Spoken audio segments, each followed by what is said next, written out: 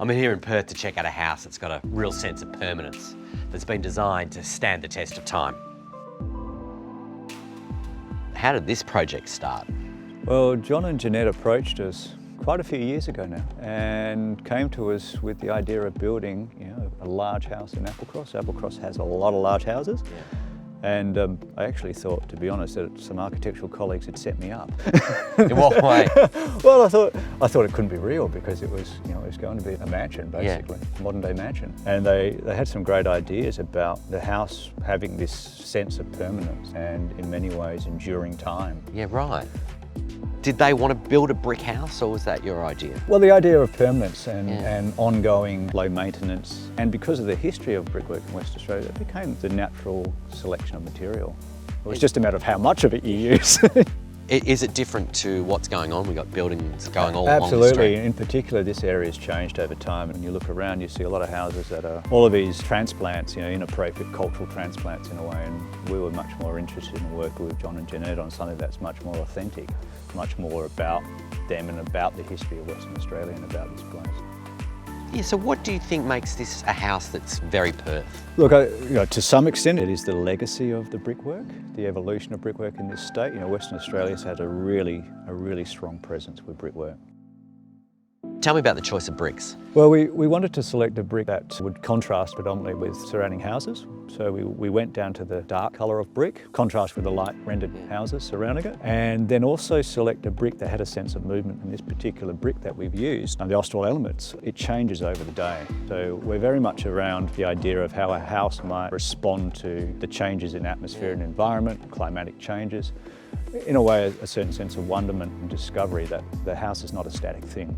We got that beautiful shimmer that comes off the side of the house. Yeah, that shimmer, and especially late afternoon, as the sun starts to get around in summer, this whole facade of the building starts to really glow and shimmer, and that's been exaggerated even more by the introduction of some glazed tile on the facade. So the building changes between silence and then this sort of subtle shimmer. Parts of it will glow at certain times of the year and certain times of the day. And there's certainly a use of decorative all throughout, isn't it? Well, the decorative was also a bit about trying to increase that sense of that movement of the building. And that goes down right to the sort of finer detail of the patterning of the brickwork as well. So you have the dynamic of the shimmer, of the slight glazing of the brickwork, but then the patterning also starts to accentuate that sense of movement. And in parts there's walls that are curving. So it operates at multiple scales, which is a really important thing for the experience of the house. So the brickwork here, what do you got? The sailor's hornpipe, what are they all called? We have the Flemish, the monk, the extruded monk, the 3/4 and the standard.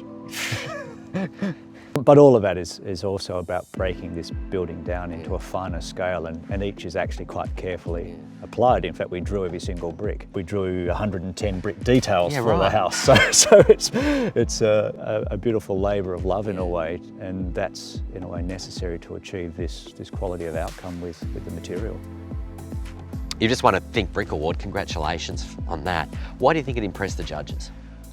I think in many ways because it's an unrelenting use of one material, and it's a material which can be used in so many different ways. It's such a versatile material, and the house demonstrates the different ways in which you can use this, but consistently as well, that it all holds together because it's that one material. Do you see with your clients across the board, not just with this place, there's a broader acceptance when you're talking to them about building a house in brick? Absolutely. Brick's had a bit of a renaissance actually in this city. There's been a resurgence of it with architects starting to explore it a lot more in the last probably 10 years or so. So there's much more acceptance, and people are also very conscious about finding a material that will endure, it will be durable and endure time, and it's the perfect solution and response.